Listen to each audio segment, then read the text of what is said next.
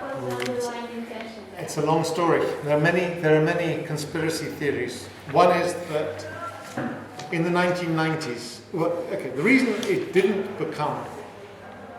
Let's go back even further.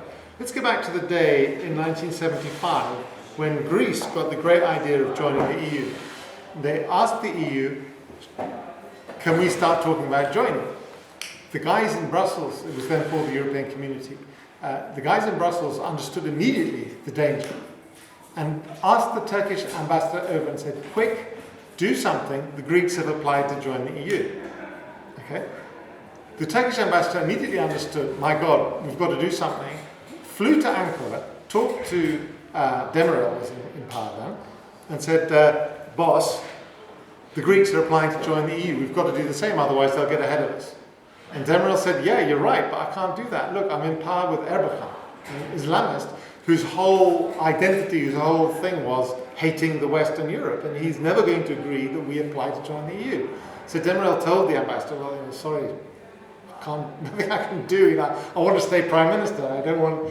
So Greece applied, and in the only case that is on record, in 1981, the Commission gave a negative recommendation. They recommended to the European Council, the grouping of European leaders, that they do not accept Greece into the European Commission because it wasn't ready. Okay. The European Council, for reasons of extending democracy and embracing the homeland of democracy and whatever, and because they all studied Greek at school, I don't know why, but they allowed Greece in.